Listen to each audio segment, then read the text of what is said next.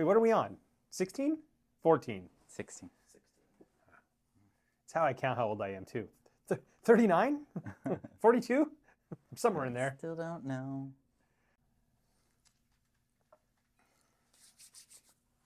Okay. I'm here. He's going to get a haircut here soon, by the way. Maybe. Yeah, I'm thinking about chopping it all off. We'll see. If you do that, can you send me a picture where they've trimmed it on the sides but long in the back and you do one of these? Like a mullet? No. Why not? You don't have to keep it in the process of getting it cut. I understand I don't have to keep it. Why? Because you're going to, 2 years from now, you're going to be like, you want to know, we're going to meet someone random. You're going to be like, you want to know my favorite picture of Eric? And you're going to pull up the mullet picture. Well, I do that with the eye rolling thing that you sent along to me. I still save that one too. The GIF. Yeah, he's got this eye roll where it rolls one way and it rolls back in reverse. Hilarious. In fact, he was getting a little short with me one day, and I eye rolled him with his own thing, his own face back to him. I don't remember what you said, but you're like, done. Yeah. That's funny. Oh well, cheers to you. Oh yeah. Thank you for today for joining us.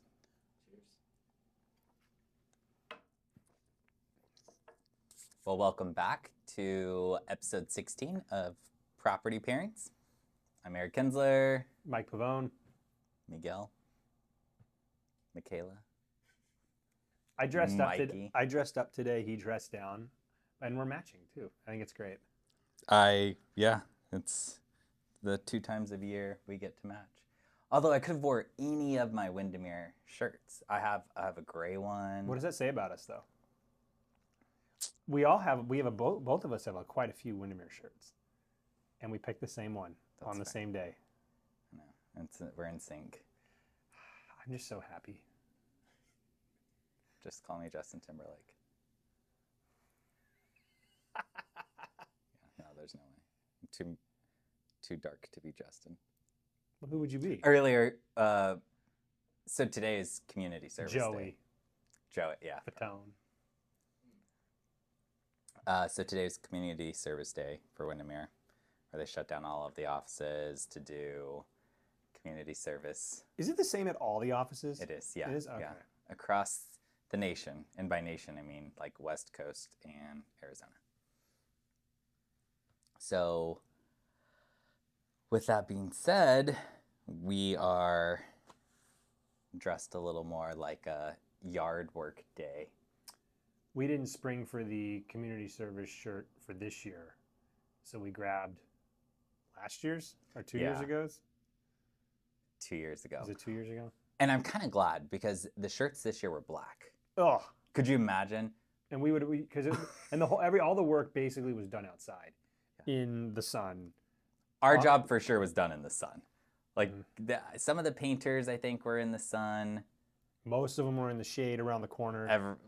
Yeah. Yeah. So Mike and I got there, and they were like, hey, what do you need help with? To be fair, they sent out a sign-up sheet beforehand, and none of the easy jobs were on that sheet. So they were already taken. Like somebody's responsibility was like, go get the snacks. And we ended up with the 12 cubic yards of bark that needed to be shoveled. Although we did sign up because they needed a truck to go to Costco to pick up some stuff. And so we were like, yeah, we'll go pick up the stuff from Costco. Yeah. That's a 2-person job. Yeah. And then he was like, no, never mind. We got that covered. Just show up tomorrow. You can fill in some spots. So we showed up, but we were late. But not late because we wanted to be, but it's like they started it at 8:30. And it's like I've got to get 3 kids to school in the morning. So like I'm not leaving the school with my youngest and my middle until 9. And then I came here, I picked up, and then we got out there. We were there by like 9:20, but they'd been there already for a bit. Yeah. But mind you, that pile of mulch had not been touched. No. How many cubic yards do you think that was? I think that was like 10 to 12. Because it was tall. And we had maybe 10 snow shovels. Yeah, we were using snow shovels. And 1 regular shovel. And 2 wheelbarrows. And for a while, it was Mike and I and this other guy. And then they needed to take the other guy to go do a different project.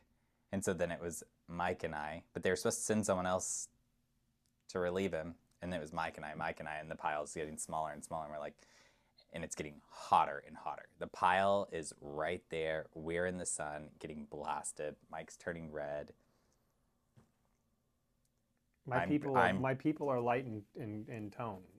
I'm getting like darker. I should have rolled up my sleeves. But at one point it was like, they're like, well, we need our parking spots back. It's like, well, then we need help. Yeah. So I had to go ask for help. No, the first guy that came over, he's like, oh. That's a bad job. That's a bad job. And he walked away. He did say it was like, I got a bad back. And he was a bit of an older gentleman, but still. Yeah, that's a bad job. I can't do that. Yeah. It was funny. And I looked at Eric and go, did he just say that's a bad job? My back's bad. Yeah. Oh, okay. So we ended up with 2 other people. But we did tackled it, yeah. So people in general? I would like maybe 40. 35, 40. People, including the volunteers that were. And when they're doing like the photo at the end, which is kind of like your opportunity to say, like, no, I was there. Right. They were taking that photo while we were still wrapping up, moving bark. So we got stuffed into the back on the side. I said, because we're getting to the last one, it's like we have one more wheelbarrow. Right. That's all we had left. Just wait for us. Yeah. And then so we were like walking around the corner to go, and they're already taking photos. Yeah, it's easy for the person with the clipboard to just be like, all right, it's photo time, and then not thinking of anybody else. Although I will say this, because we still got in the photo, and we came in, they must have been trying to stage that photo for a while, because people are like, take the photo. And we just walked in, stood in the back, photo, we're out. Yeah. Nice.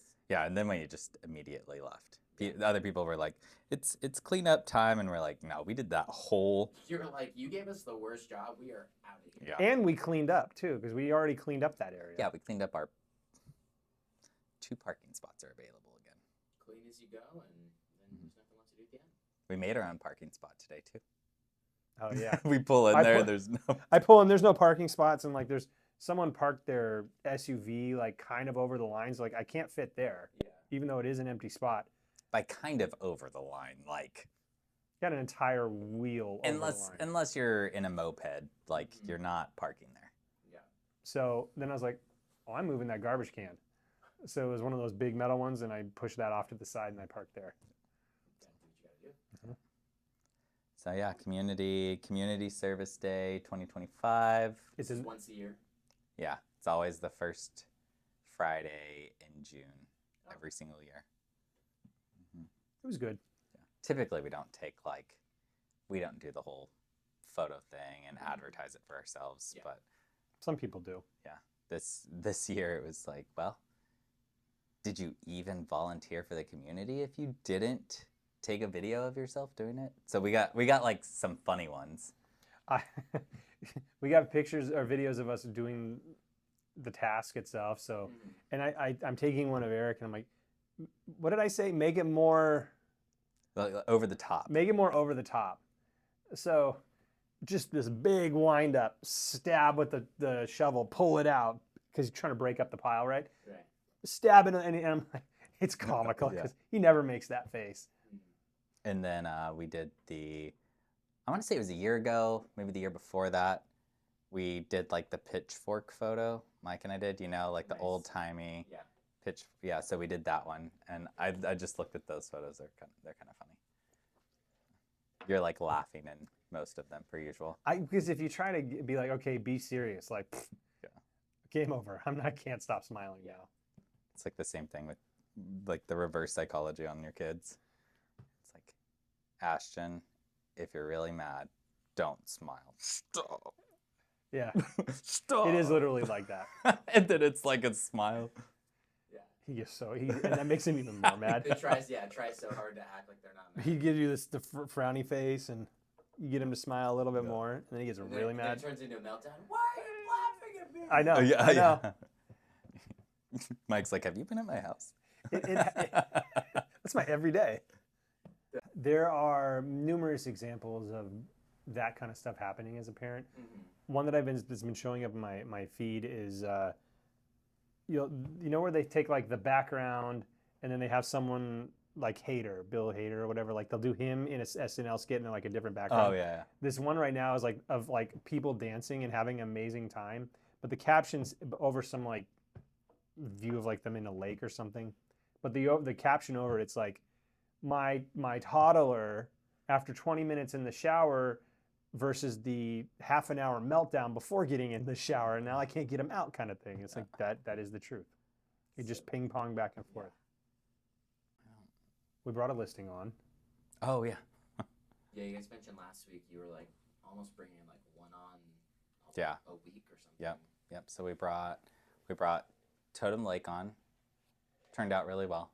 Yeah. You can walk to the village at Totem Lake, which is pretty nice. Mm-hmm. It's a good location. We did some walkthroughs on some other properties. The one down the one in the Seattle down in Seattle that's going to come on. We did walk that one today. Yeah, so that's just walking it with all of our vendors and stuff. Yeah. I did one as well. Seattle will come on, but mine will not. So, but I did one, so that was good. Getting stuff That's ready. kind of out by you, I think, right? Mm-hmm. Yeah. And then we've been working with our new marketing person and trying a bunch of different things, which, like the whole idea around it is to disrupt what's traditional with real estate. So we'll see how that works out. But got some really cool ideas, and we're gonna try some stuff out and see what sticks, what doesn't. Well, the post with the pink. Yeah. She's like, I would try this because it will stand out, and here are the various reasons why this will stand out. And it did. Yeah, it's performing a lot higher than the rest of our posts, and it's just like everything else is all blue and beautiful on our profile, and then like you're scrolling and all of a sudden you see this pink thing, and it's something about like if you don't want to live on a private waterfront home or something, keep scrolling, right? So much engagement. It's interesting. Yeah. So. And then we were brainstorming ideas yesterday for other things we could post. Yeah. Mike's actually really good with coming up with content ideas. I am surprised. Not like not in a bad way. Okay. But just like, wow, I was not expecting like an artistic side from you. The artistic side I've always seen is like, oh yeah, landscaping, if you do this and this, or he's really good at drawing. So he can like draw out how something will look in a house or how the layout should be. He's more creative than you thought. Yes, I was not expecting to have like enthusiasm and ideas on like various reels and posts we should do. So I was like, okay, that's nice. I mean, it is rare. There's sides keeping me on my toes. There's sides to me you don't know about yet. Other facets. I really thought you were just a dice, but apparently there's more facets than I knew. Yeah, sometimes our elders surprise us. Oh, you're choosing violence today too, huh? Oh, I think I did that too at Community Service Day, right? He for a while I was like the wheelbarrow, go and dump, and Mike was shoveling it in there. And I was like, hey, I know that you're much older than me, so when you get tired, you can do the wheelbarrow. I'll shovel. The shoveling is was the worst job, because at least with the wheelbarrow, you got to go up front where the shade was in the wind. Yeah. And it cooled you off right away. But you're standing there with a shovel. Yeah. And like wheelbarrow actually makes you feel like kind of like ripped on it, like your traps. Yeah, you're getting this. You get some engagement. Yeah. I guess it's hard to do it when you're tall, though. I guess that's how it works when you guys don't have muscle. It doesn't do anything for me. Yeah. I'm joking. Sure. All right, Mr. I was like, give me one. I got to get one in there. I kind of had to lean down though. Because I like you had the like there's like the wheelbarrows that are real deep, and then there's the ones that are like half as deep, more shallow, right? Like you had the shallower one. It's lower. Yeah. The other one with the plastic or whatever on the handles, that was the one probably would have been better for you. Yeah. That it's if I went just a little too high, that bar up front was like scraping. yeah. I was like, ah. So then you're like, you can't even walk like straight up. You No. kinda have to have like. The Yeah, and I did that a couple of times, and so then it was like you get like jolted into the. Anyway, that'll be a. I don't know what that's interesting like little- though, because I'm not as tall as you. I know. It's, But yes, he was using the lower to the ground version. So like, Well, it's good to hear that Mike has some good content ideas. yeah, yeah. So I do coming better to- on the humorous stuff, I think. Yeah, Because we were brainstorming yesterday, and I think we had 4 ideas that we thought for. yeah. Like I think we did like 6. Was I got that 6? Yeah. And if they're kind of like humorous in nature, that's kind of right up my alley. Yeah. Where you're getting a point across, but there's like the take on it is more humorous.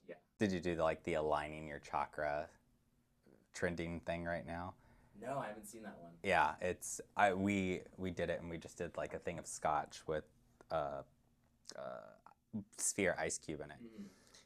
But it's like if a gym were doing it, it'd be a protein shake with like the scoop going around the edge, because it's like one of those sounds. Like think you're doing yoga and they have those bowl sounds. Mm-hmm. And so I don't know, for the coffee shop it'd be that.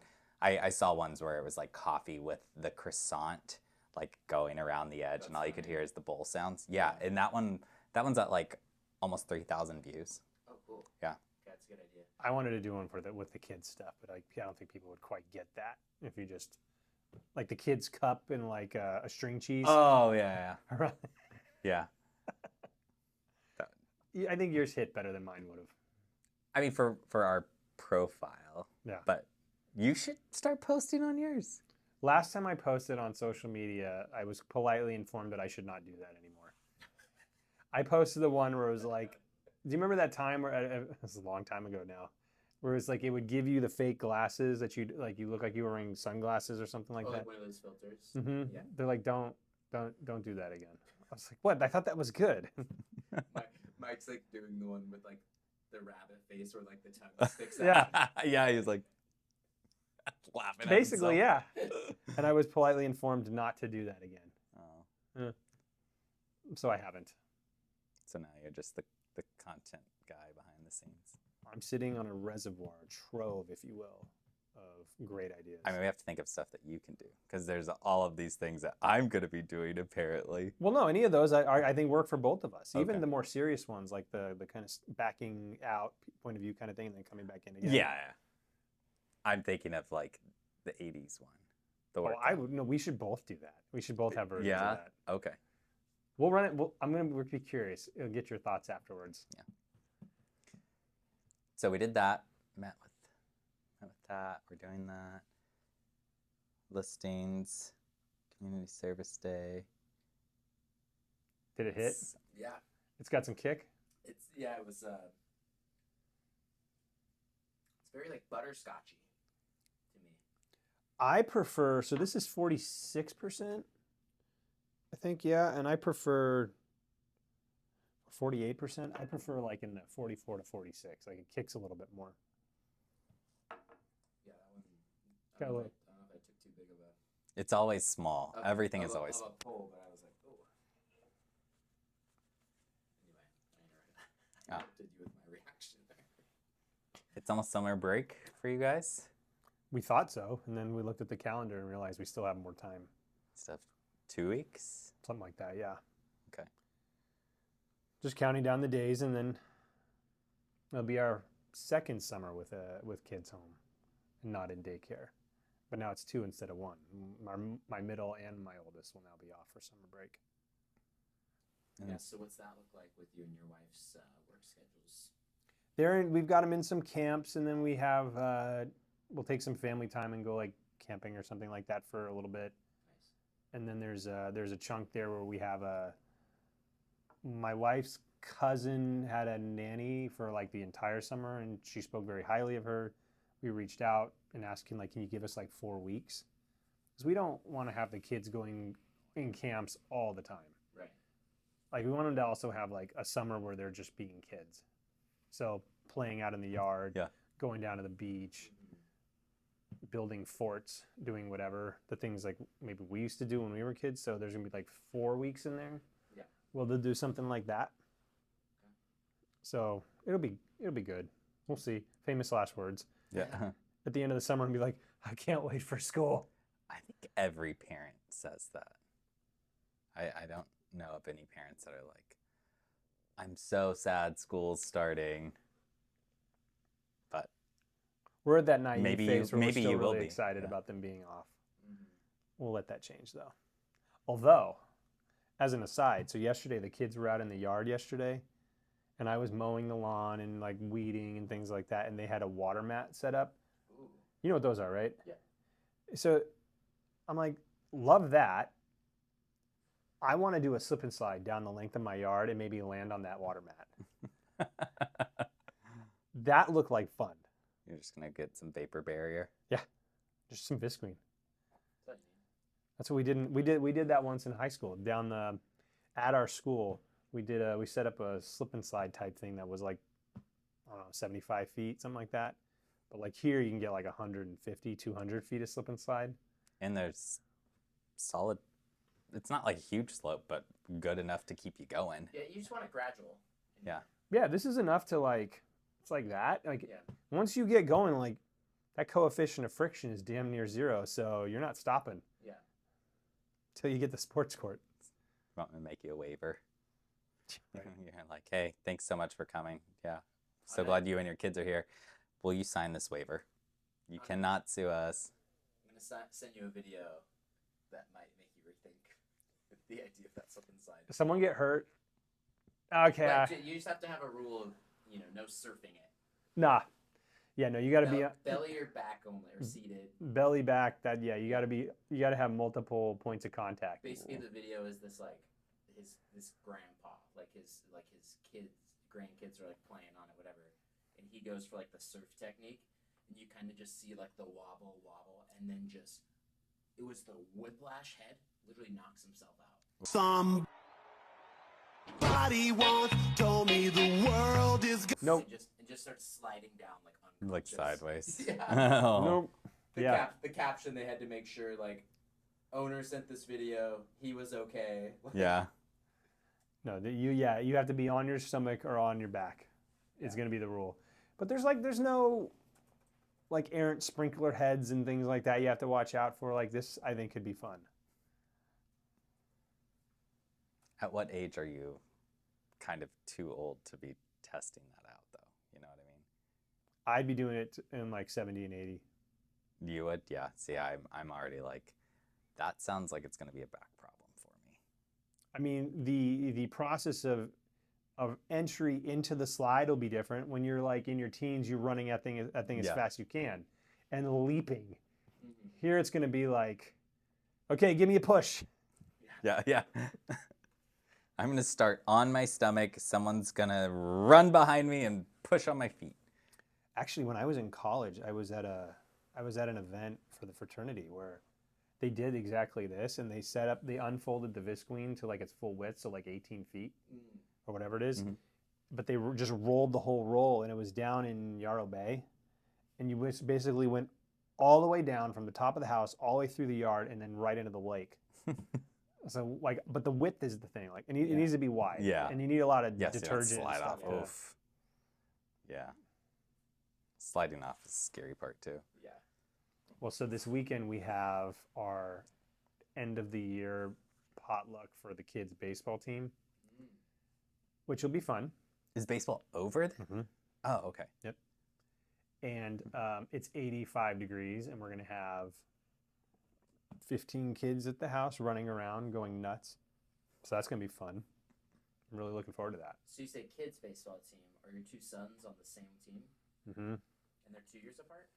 Yeah, it Ish. goes by like the cutoffs in school, but because Clark is like 2 weeks away from having automatically fallen into the class behind him, like he should technically be going into second grade now, but he's going into first. And when he was in daycare and all of that, like there were kids in his class that were 11 months older than him, and he wasn't quite there where they were from like a Yeah. maturity standpoint. So holding him back has been perfect. And he's progressing on, but because of that, he can play in that class Yeah. with those chunk of kids. So even though they're 2 years apart, that window is like a year technically as school standing. So both of them are there. It'll be they're very competitive, and they tend to fight.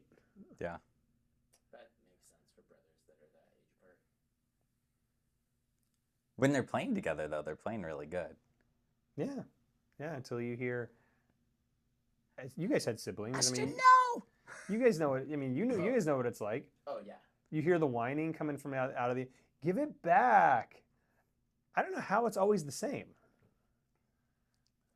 Me and my brother had some. When we finally got a sport court, and it was like one-on-one basketball, but I reached the age where like I was now as big as my brother. He didn't like that very much. So he starts like using his strength then. So then I kind of start taking it to him a little bit, and then it's like when you're calling the fouls. Yeah. And then you hit the game winner, game, and you start just walking in, and then you feel that basketball in the back of the head. Yeah. Mom. I wait for the day. They're already plotting their revenge on me when they're gonna come after me though. I mean, they're coming after you every single day. But they you'll hear them off on the side, and then they'll look at me, and then they come over, and one goes high, one goes low, whatever. One jumps on your back, one's grabbing you by the feet. And I wait for the day where I actually have to start to really exert myself. Yeah. Because I'm going to go ham. Yeah. Like, we're not going easy anymore. Yeah. Boom. Yeah, this age you still gotta take it easy. You got to take it real Because easy. you're like, all right, I'm like exaggerating, like smack down, but you're generally like. Yeah. Well, yeah, like I'll do this thing where I'll walk through the house with Ashton on my shoulder, holding his arms out like this, like he's Superman, and I'll fly him around the house. But then a suplex is where you lay them out on their back, right? Do more like or a less. Yeah. Yeah. So, but I always make sure grab them by the neck, support Right. their head, flop them on You it. just let the legs flop. I and, let the like, legs go over it the top. exaggerates It the exaggerates everything. movement. Yeah. But when they get a little older, Yeah. just onto the couch. Yeah. See if It was a that- low-key week otherwise. Yeah. Got some open houses this weekend. Any traction on your neighborhood, your whole street that's for sale? I know. Yeah, so I think there's some stuff going on with the land next door, so we'll see how that goes. I've been answering some questions on it, which is good. And then my other neighbor's house, still waiting to hear back on some feedback. There might be one person who's interested, so we'll see. Not exactly sure, but still doing everything I can to try to sell that one. Cool. And then, yeah, there's a community event thing this weekend, so that'll be fun. And then I'm going to go to, Jared and I are going to go to Chris and Liz's after bedtime on Saturday at some point. They're like, we haven't seen you in forever. As soon as the kids go down, we'll text you. So I think we're going to go hang out. I'm curious to see what their yard looks like. They always had a nice yard to begin with. Yeah, and they just did a massive wreath do on their backyard. So curious to see that. Yeah, they're pretty cool couple. Mike knew them originally, but we helped them a few years ago. They're the ones who we wrote like 26 offers before something got. Yeah, it was during that time where it was like COVID. People are moving out of smaller spaces because they're like, these are jail cells and we need something bigger. interest rates are. And they didn't write bad offers. Every one of them was like scorched earth. It just had to be the right scorched earth one, and it took 26 tries. Wow. And that's the only time in my career where I've ever had a client where they were like, did we get it? No? Okay. All right. So what about these three? Yeah. This Like, one on Monday. There this was one on no Tuesday. emotional, like the emotional component had gone completely out the window at that point. Can you go into maybe a little bit that process of writing an offer? Because I think this is a good example. Like 26 is a lot of offers to write for somebody. So from your end as a broker, like time that takes, is there any like, I don't know, cost to that or anything? I mean, Is there some, sorry to cut you off, is there anything that can make it easier for you to like you kind of have a template, or like you can duplicate part of it, but then obviously I'm sure there's unique stuff to each.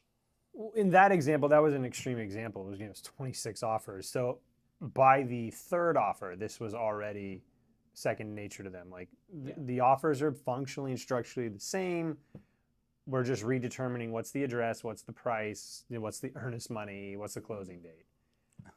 What are all of the contingencies That we're waiving? Yeah. But when the market is different, or it's their first time or their second time, our process is one where you especially if they've never seen the paperwork before, is we'll write that offer and then we go through the whole thing with them.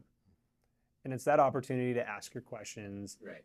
And when a lot of times what I'll do is, especially if it's a first time buyer, I don't know about you, but I'll write the offer with all the contingencies there, depending on the kind of market we're in. And then we'll say, okay, so here's all the typical contingencies we'll include for, and then do you want to include these?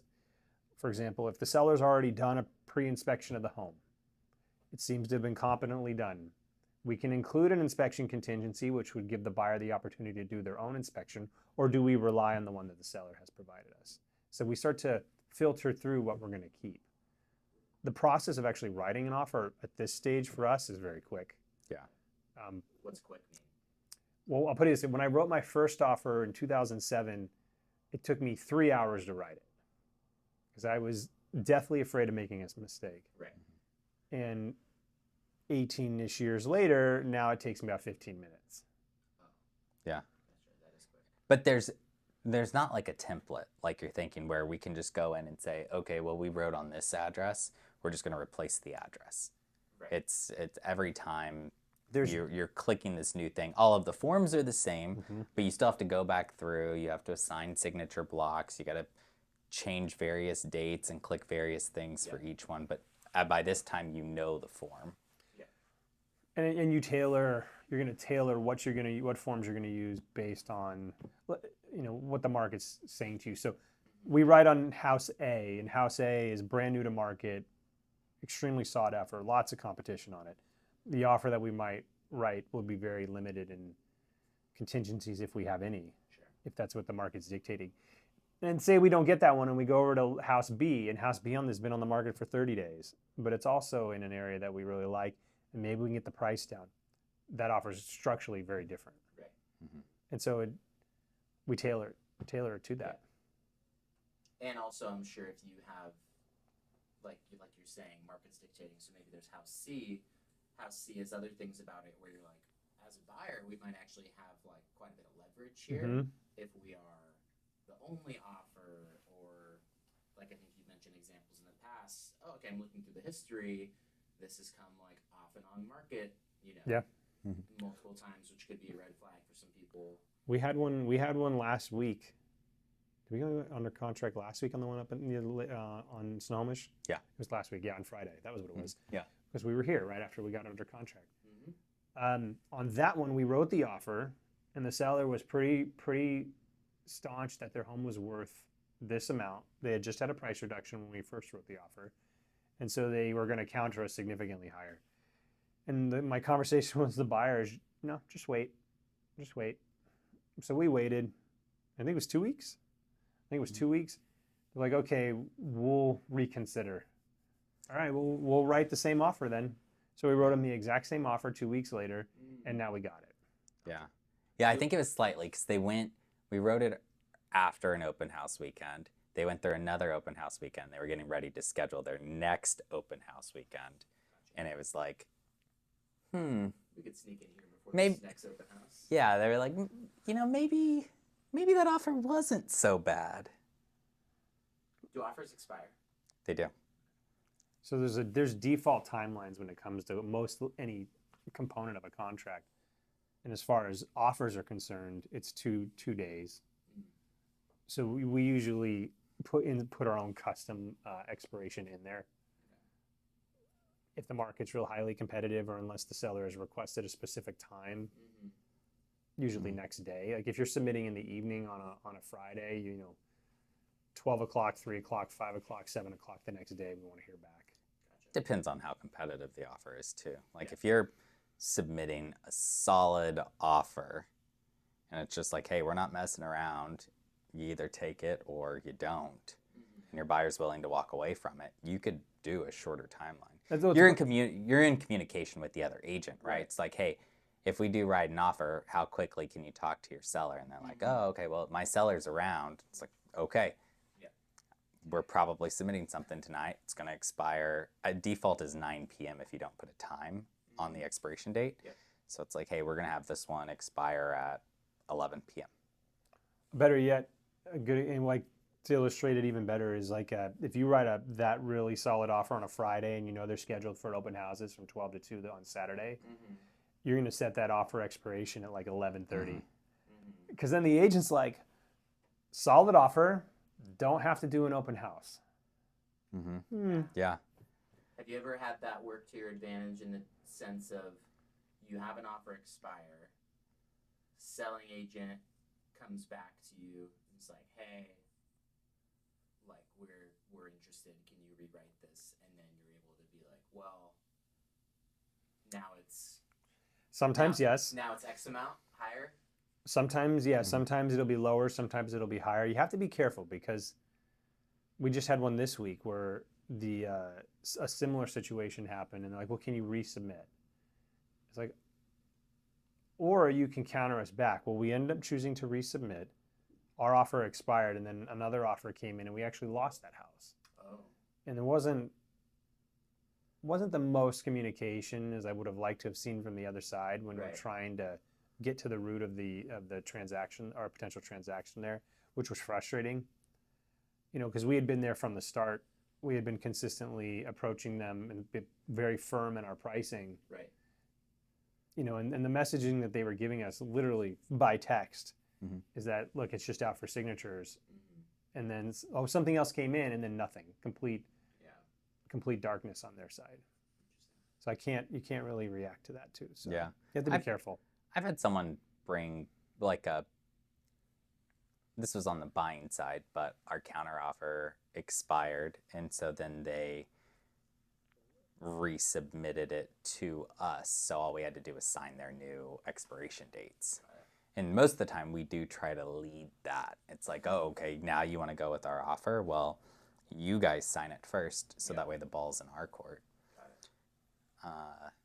I do depending on the client and how badly they want their house.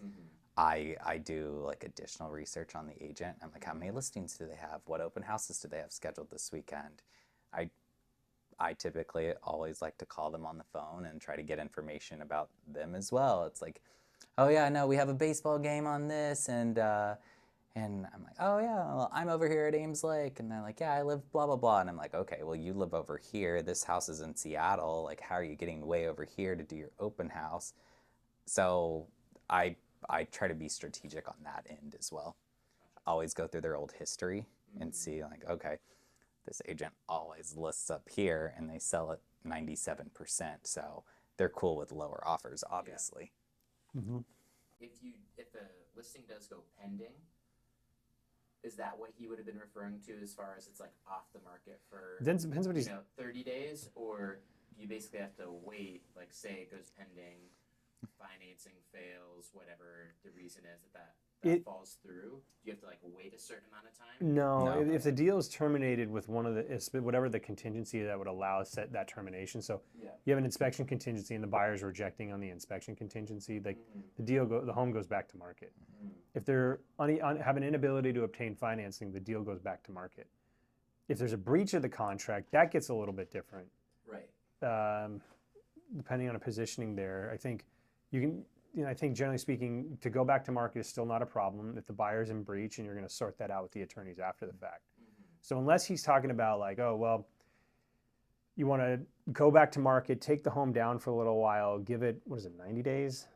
I think you stay off 90 days. To get a reset on the days on market and things like that. There's other positioning potentially he's talking about. Yeah, unavailable or whatever. Yeah, it just kind of does like a pause whenever it's going through that transition. Exactly. Whenever it goes pending. Yep. Yeah, Mike and I tend to avoid that by whoever's the lead agent on the listing. If there's someone who's not represented, one of us will step in and represent the buyer, and then then it's easy for me to completely stay with the seller, Yeah. and Mike can work through the stuff with the buyer, because I know Mike is going to do his due diligence Yeah. to make sure that they're doing all the right stuff on his end. Yeah, that's And I'm not stuck in the middle playing like, oh, I really want to help this buyer because it helps my seller. Yeah. I still just get to fully help my seller. Dual agency can be a little tricky. Mm-hmm. I was gonna say it's another pro in the column of your guys working as a team. Yeah, we've had a couple like that. Plus, we match. All right. Well, thank you for joining us here on episode 16. I'm Kit, and that's Kat. Like that? Remember to like and subscribe. We'll see you next time. Cheers. Took a quick second. I was like, Kit Kit and Kat. Kat. Yeah.